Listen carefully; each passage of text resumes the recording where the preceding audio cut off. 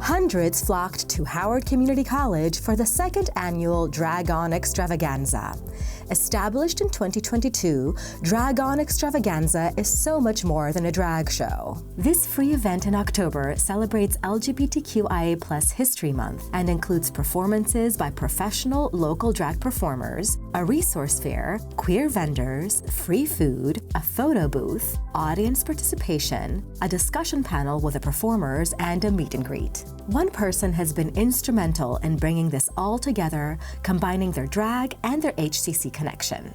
My connection with HCC is I used to be a student here way back in the day. And then, life, as it often does, I was one of those students where life got in the way. And so I had to take a break. I kept working part-time to full-time. So then I stayed here as an employee. And then once I was learned how to navigate the higher ed system, I became more aware of the resources that I had. At 30 years old at HCC is when I found out that I was mixing up words, numbers. So my whole life I'd gone through school not knowing that I was dyslexic. Finished here, moved on to University of Baltimore, got a degree there too, and came back, and now I'm still full-time here. Theater program, definitely a huge part of this as well. I learned a lot here for sure, being a student here in the classes. So yeah, I take HCC with me everywhere. Many people ask, do I have to be gay to do drag? The answer is no. Drag is the theatrical performance of one or multiple genders, often including makeup, costume, and/or dance. Drag is a form of gender expression and not an indication of gender identity. I would say the difference between a drag queen and a drag king is that one drag performer wanted to call themselves a drag queen and the other performer wanted to call themselves a drag king. For me, being a king is not about trying to be a man, or play some type of masculine figure. It really just represents my relationship with drag. Seeing drag kings perform is ultimately what gave me the opportunity to see that drag was possible for me to do. I saw a community of people that looked like me, that related to my experiences, and that was what felt like it fit. So I chose to be a king.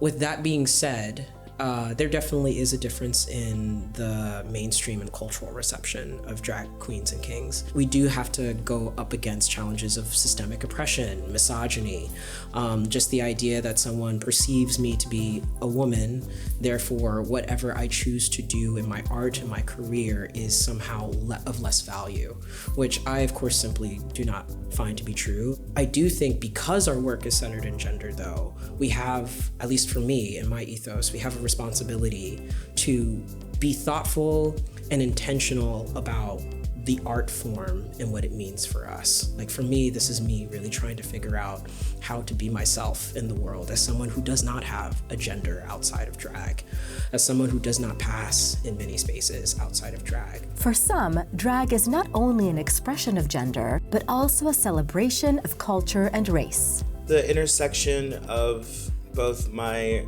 kind of drag, my Latinidad, and just like race and gender thrown into all of it, I feel like there's so many things to look at that are both positive and negative to that sort of lived experience, because I feel like there's a box already within drag that people are obsessing over, but then there's even more rigid boxes, smaller boxes for like Latina performers. You have to be able to not only speak Spanish but look Latino, and like, what does that mean, you know? And so there's so many I guess like barriers to break. Before each show, every performer has their own ritual to get into drag.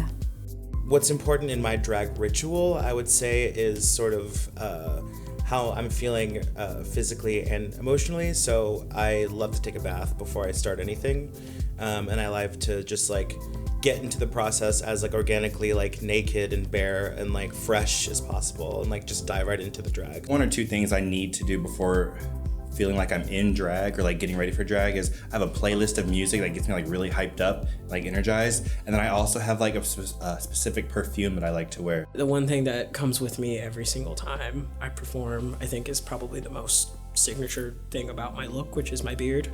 I don't think I can show my face as molasses anymore without it.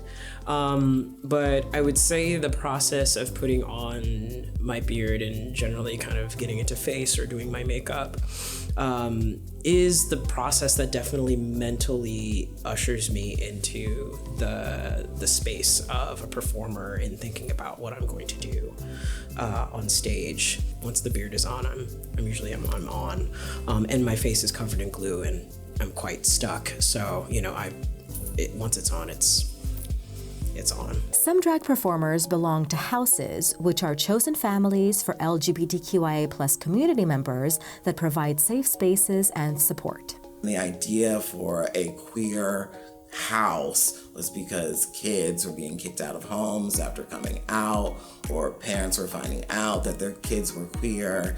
And so where do you go? You know, you're left out on the street. A lot of kids, you know, who were growing up in rural areas went into the cities and they got adopted by older queer folks. And they were like, all right, so this is my chosen family. So really, your drag house or your ballroom house is just your chosen family. But it got as deep, and this still goes on to this day, where it's like the house mother and house father, they have homes that these kids actually live in. And so they're creating art together, they're producing art together, they're performing together. So the House of Chloe, I became, I want to say 2012, from the mother of the House of Chloe, Erica Chloe. She ran the house for about 15 years before I started drag. So once I came in, she made me her niece, and I was doing it for about 10 to 12 years before she made me the overall house mother for Baltimore. So then